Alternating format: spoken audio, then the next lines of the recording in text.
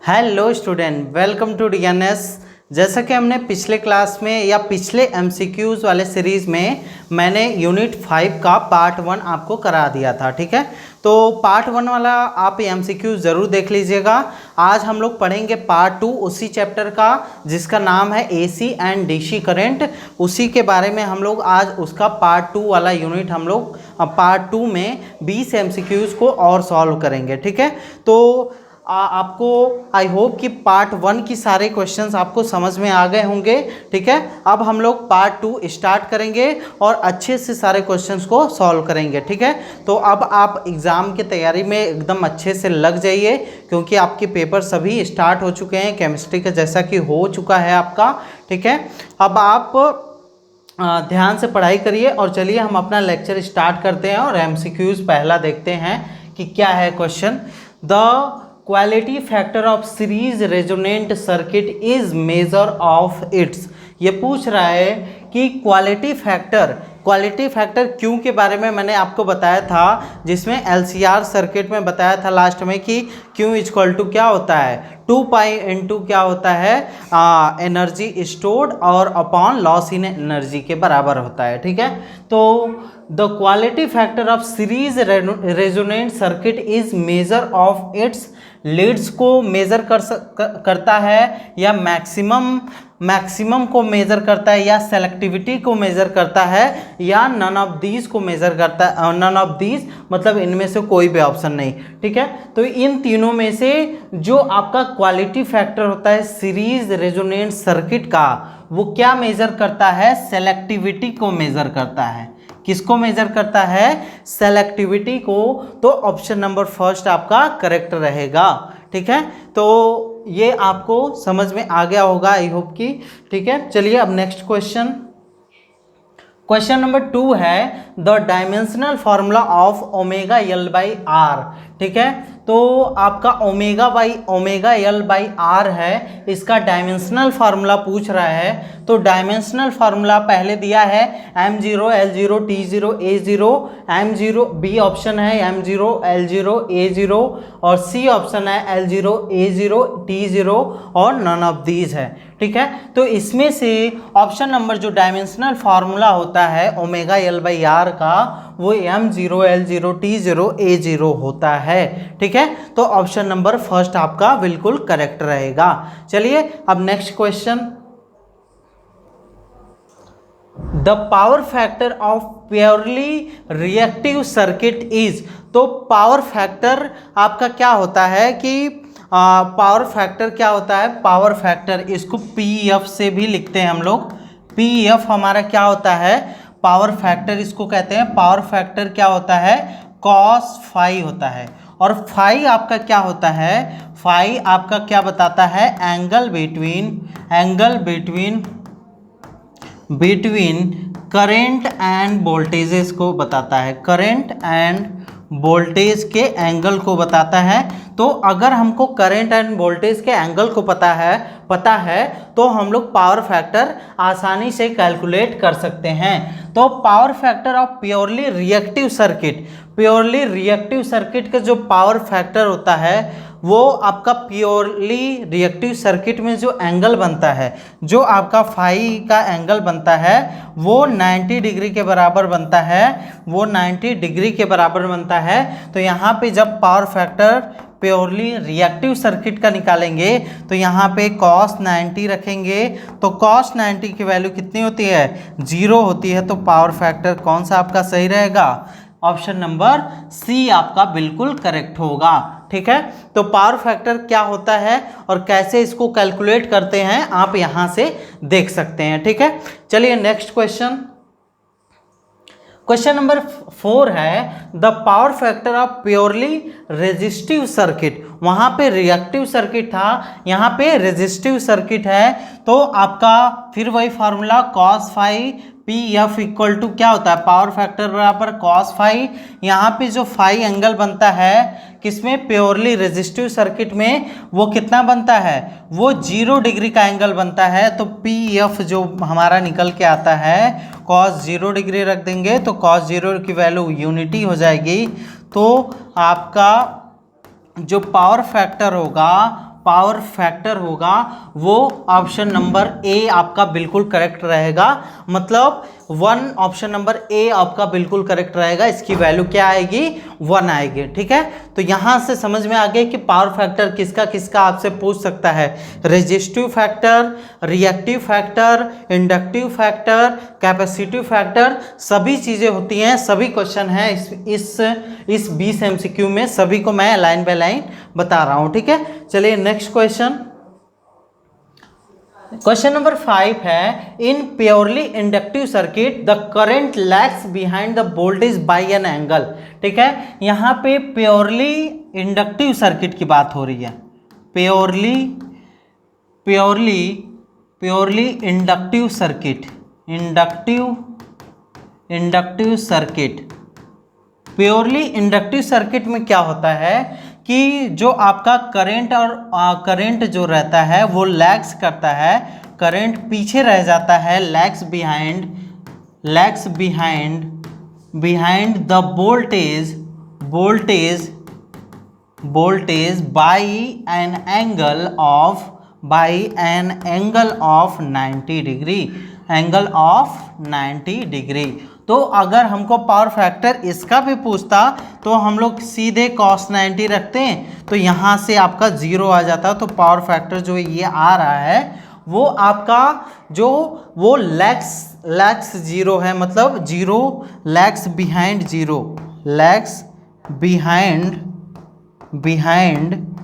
0। ठीक है, इसको हम लोग ऐसे भी लिख सकते हैं। ठीक है, तो यहाँ से कौन सा ऑप्शन करेक्ट रहेगा? जो एंगल हमसे पूछा है, तो पावर फैक्टर का जो एंगल होता है वो कितना होता है? π/2 होता है। ठीक है, तो ऑप्शन नंबर सी बिल्कुल करेक्ट रहेगा। ठीक है, तो क्वेश्चन नंबर 5 हो गया। अब चलिए नेक्स्ट क्वेश्चन। क्वेश्चन नंबर 6 है, Norton's equivalent circuit contains. Norton's theorem मैंने आपको बताया है, तो ये पूछ रहा है कि नॉर्टन्स इक्विवेलेंट सर्किट, जो थ्योरम में सर्किट जो बना था उसमें क्या होता है? एक करंट सोर्स होता है I dash in parallel with an impedance, या करंट सोर्स I डैश होता है perpendicular with impedance Y dash.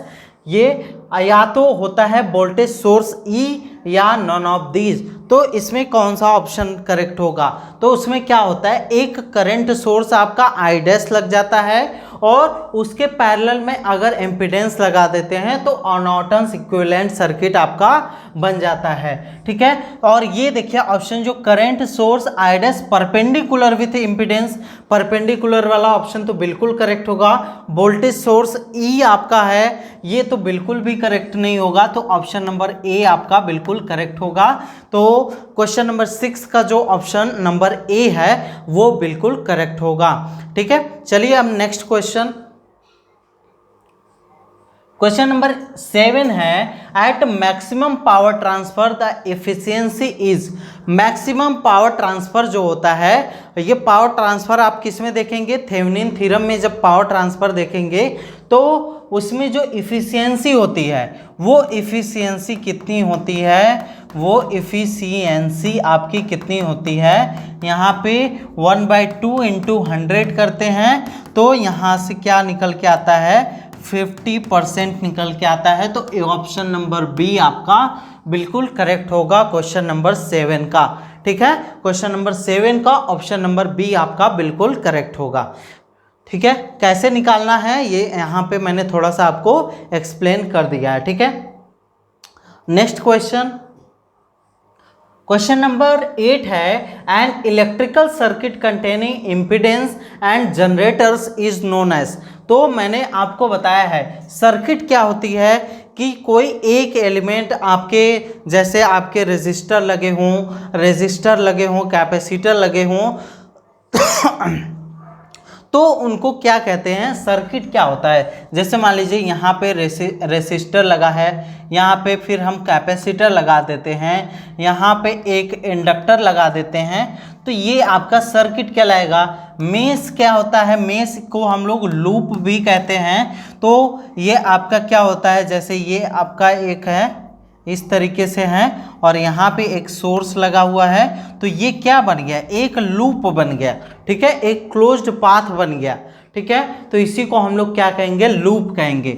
और एन इलेक्ट्रिकल, ये क्या पूछ रहा है कि जिसमें इम्पीडेंस लगे हों और जनरेटर्स लगे हों, तो इम्पीडेंस भी लगाइए यहाँ पे और जनरेटर्स भी लगाइए। जैसे जनरेटर्स भी आपका मान लीजिए जी जनरेटर्स भी हैं, और ये सब आपके अगर इस सर्किट में प्रेजेंट है तो इस सर्किट को हम लोग क्या बोलेंगे, नेटवर्क बोलेंगे, नेटवर्क बोलेंगे। ठीक है। तो सर्किट किसे कहते हैं, लूप किसे कहते हैं, नेटवर्क किसे कहते हैं, और यहाँ पे मैंने आपको बता दिया। तो इस क्वेश्चन का जो आंसर होगा वो ऑप्शन नंबर सी, नेटवर्क होगा। ठीक है। चलिए अब next question,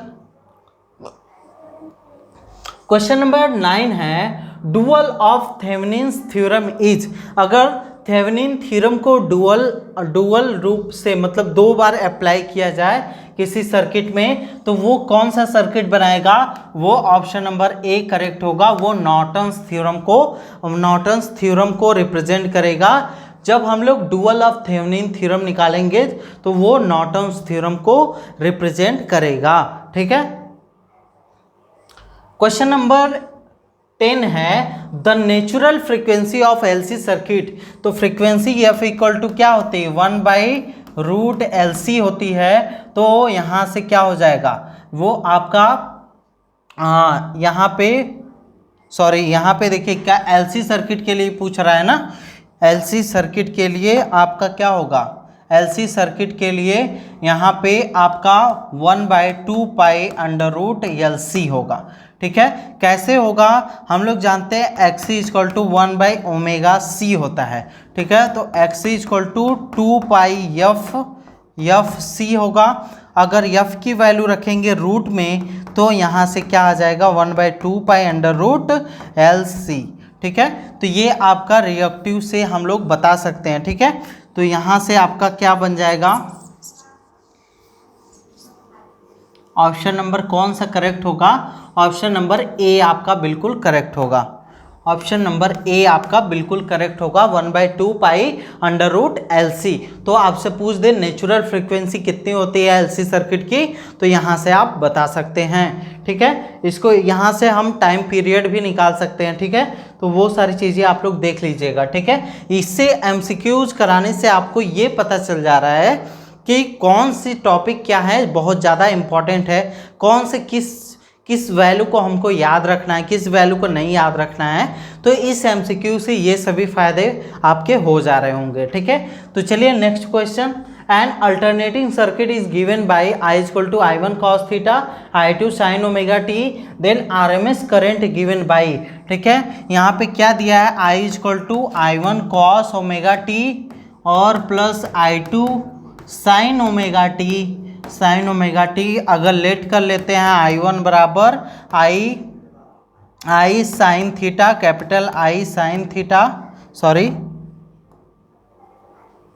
I = I capital I cos theta और I2 = capital I sin theta है। ठीक है। अब दोनों फर्स्ट और सेकेंड इक्वेशन का हम लोग क्या कर दें, स्क्वायर रूट कर दें। स्क्वायर रूट करेंगे तो यहाँ पे क्या हो जाएगा, I² cos² theta = I² sin² theta हो जाएगा यहाँ पे प्लस में, और इधर क्या कर देते हैं, इधर I1 और ये आपका I1 का स्क्वायर प्लस I2 का स्क्वायर। तो हमने क्या किया, दोनों साइड को हमने स्क्वायर करके ऐड कर दिया। तो यहाँ से आपका क्या आ जाएगा, I1² प्लस I2² = आपका क्या हो जाएगा, यहाँ से I² कॉमन हो जाएगा तो cos² theta plus sin² theta. यहाँ पे इसकी वैल्यू क्या हो जाएगी, 1 हो जाएगी। तो यहाँ से I1² प्लस I2² = I², आपका I² आ जाएगा। यहाँ से अगर I की वैल्यू अगर हम लोग निकालेंगे तो क्या हो जाएगा, यहाँ पे क्या हो जाएगा,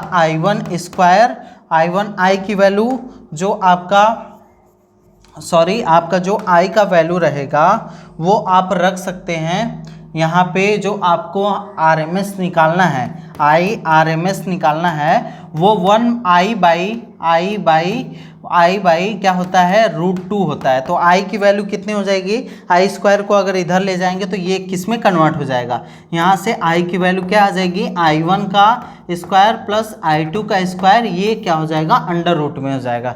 तो इसी वैल्यू को हम लाकर यहाँ पे पुट कर देंगे तो IRMS की वैल्यू क्या हो जाएगी, √I स्क्वायर आई1 का स्क्वायर प्लस आई2 का स्क्वायर अपॉन 2 हो जाएगा। ये भी पूरा √ में रहेगा क्योंकि √2 आपका 2 जो था वो पहले से ही √ में था। तो ऑप्शन नंबर सी आपका जो रहेगा वो बिल्कुल करेक्ट रहेगा। ठीक है, तो ये क्वेश्चन आपको समझ में आ गया। चलिए नेक्स्ट क्वेश्चन नंबर 12 है द ट्रांसफार्मर आर यूज्ड। ठीक है, ट्रांसफार्मर किस में यूज होता है, डीसी करंट के लिए यूज होता है, एसी करंट के लिए यूज होता है, या दोनों के लिए होता है, या किसी के लिए भी यूज नहीं होता है। ठीक है, तो आपको ट्रांसफार्मर पता होगा कि ट्रांसफार्मर क्या होते हैं कि ये क्या करते हैं, ये हमेशा एसी के लिए यूज होते हैं, एसी को स्टेप अप करते हैं या स्टेप डाउन करते हैं। ये एसी करंट को स्टेप अप करते हैं, मतलब इनके फ्रीक्वेंसी को बढ़ाते हैं, या स्टेप डाउन करते हैं, इनके वैल्यू को क्या करते हैं, करंट को कम करते हैं। तो यहाँ से जो ट्रांसफार्मर, और ये डीसी के लिए क्यों नहीं यूज हो पाता है, क्योंकि डीसी में आपका जो डीसी में जो आपका करंट है वो इंड्यूस्ड पॉसिबल ही नहीं है। इसलिए आपका क्या होगा, ट्रांसफार्मर जो यूज होता है वो हमेशा एसी करंट के लिए यूज होता है। तो ऑप्शन नंबर बी आपका बिल्कुल करेक्ट रहेगा, किसके लिए, क्वेश्चन नंबर 12 के लिए। ठीक है, क्वेश्चन नंबर 13 है which of the following plots में represent the reactance of series LC combination. ठीक है, ये पूछ रहा है कि सीरीज एलसी कॉम्बिनेशन में यहाँ पे कौन सा ग्राफ आपके रिएक्टेंस को रिप्रेजेंट कर रहा है। ठीक है, तो ये देखिए आपका क्या हो रहा है, रिएक्टेंस जो है ये आपका जो ये वाला ग्राफ है ये आपका क्या रिप्रेजेंट कर रहा है, रिएक्टेंस को रिप्रेजेंट कर रहा है। तो ऑप्शन नंबर डी आपका यहाँ से करेक्ट होगा। तो इस वाले ये आपका ऑप्शन जो है वो आपका रिएक्टेंस को दिखा रहा है, किसके, एलसी सर्किट के। ठीक है, तो यहाँ पे समझ में आ गया। क्वेश्चन नंबर 13 का क्या आंसर होगा, ऑप्शन नंबर डी। यहाँ पे डी वाला जो ग्राफ खींचा गया है यहाँ पे वही आपका बिल्कुल करेक्ट होगा। ठीक है, क्वेश्चन नंबर 14 है the reactance of circuit is 0, it is possible that the circuit contains.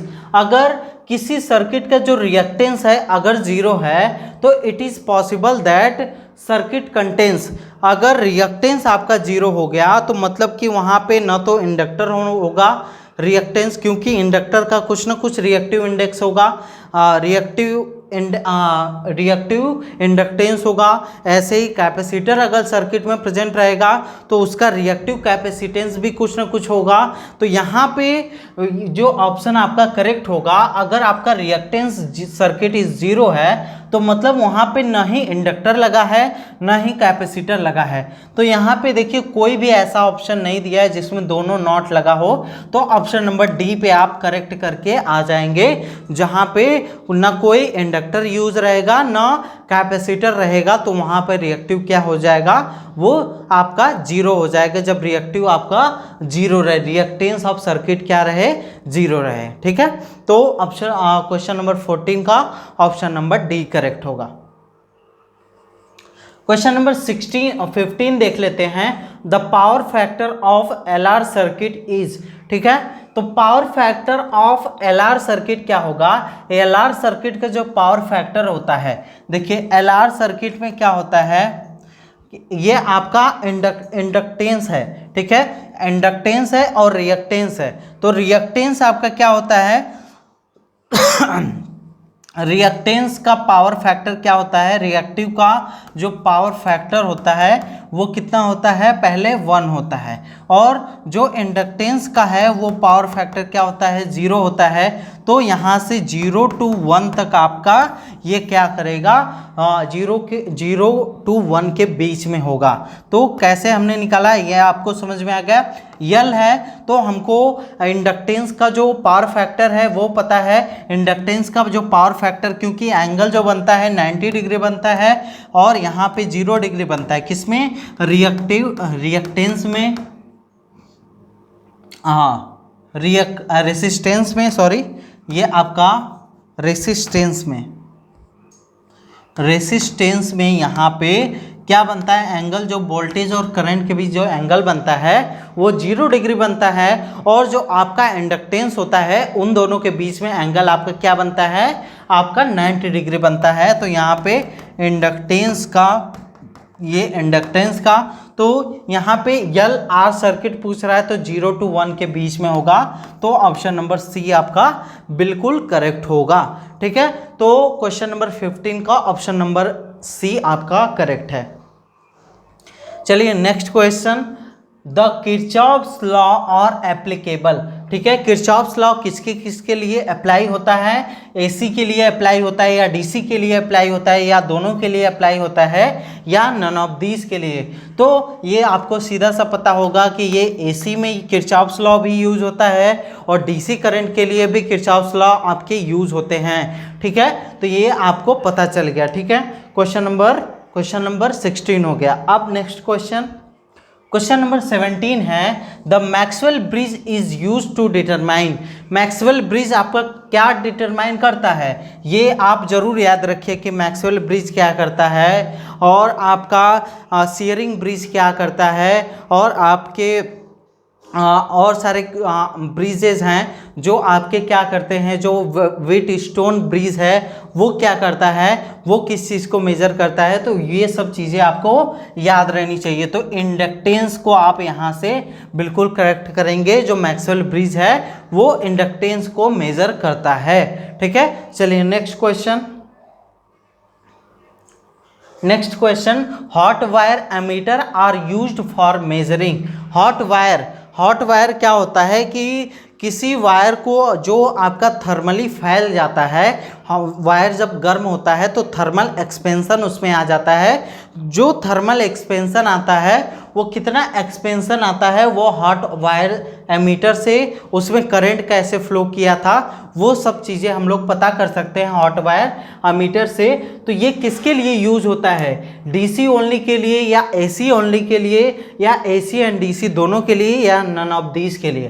तो ऑप्शन नंबर सी आपका यहाँ पे करेक्ट होगा। इसमें एसी और डीसी के लिए दोनों के लिए यूज होगा आपका हॉट वायर एमीटर वाला टॉपिक। ठीक है, चलिए नेक्स्ट क्वेश्चन नंबर, ये पिछला कौन सा था आपका, क्वेश्चन नंबर 18 हो गया। क्वेश्चन नंबर 19, और capacitor act as an infinite resistance for. देखिए कैपेसिटर क्या है, एक्सी जो रिएक्टिव कैपेसिटेंस होता है 1/ωc, तो यहाँ से 1/2πfc। तो यहाँ पे अगर फ्रीक्वेंसी हम लोग क्या रख दें, 0 रख दें, किसके लिए, फ्रीक्वेंसी किसकी 0 होती है, डीसी की। अगर एसी की बात करें तो एसी आपका कुछ इस तरीके से मूव करता है। ठीक है, तो ये एसी की जो फ्रीक्वेंसी होती है इनफाइनाइट होती है। तो यहाँ से अगर हम लोग रख दें, पहले 0 रखें तो 1/0 = इनफाइनाइट हो जाएगा। तो मतलब इनफाइनाइट रेसिस्टेंस किसका होता है, कैपेसिटर के अंदर, डीसी के लिए होता है। क्यों डीसी के लिए होता है, तो ऑप्शन नंबर ए आपका बिल्कुल करेक्ट होगा। ठीक है, यहाँ पे क्वेश्चन नंबर 19 का आंसर आपको पता चल गया होगा। ठीक है, चलिए नेक्स्ट क्वेश्चन नंबर 20 है, last question, the frequency of AC in India is. जो इंडिया में जो फ्रीक्वेंसी होती है एसी करंट की वो कितनी होती है। और कभी कभी आपसे वोल्टेज भी पूछ सकता है। वोल्टेज में क्या पूछेगा, जैसे कितना नॉर्मली वोल्टेज इंडिया में सप्लाई होता है, एसी वोल्टेज 230 वोल्ट आप बोल सकते हैं, 230 220 वोल्ट आपके करंट आपकी सप्लाई होते हैं, और उसकी जो फ्रीक्वेंसी होती है वो 50 हर्ट्ज होती है, 50 हर्ट्ज होती है, ये आप ध्यान में रखिएगा। ठीक है, तो ये थे आपके टॉप 20 क्वेश्चन का पार्ट 2 यूनिट 5 का। तो यहाँ पे सारे यूनिट आपके कंप्लीट हो चुके हैं और आप लोग अच्छे से एग्ज़ाम दीजिए और हमें उम्मीद है कि आप अच्छा नंबर ज़रूर लाएंगे। और ये वीडियो आपको कैसा लगा आप लोग कमेंट में ज़रूर बताइएगा और आप लाइक करिए, कमेंट करिए, जिससे हमको भी एक मोटिवेशन मिले कि हम आपके लिए और अच्छे वीडियो ला सकें। ठीक है, चलिए अब मिलेंगे अब आपके नेक्स्ट सेमेस्टर में। ठीक है, थैंक यू।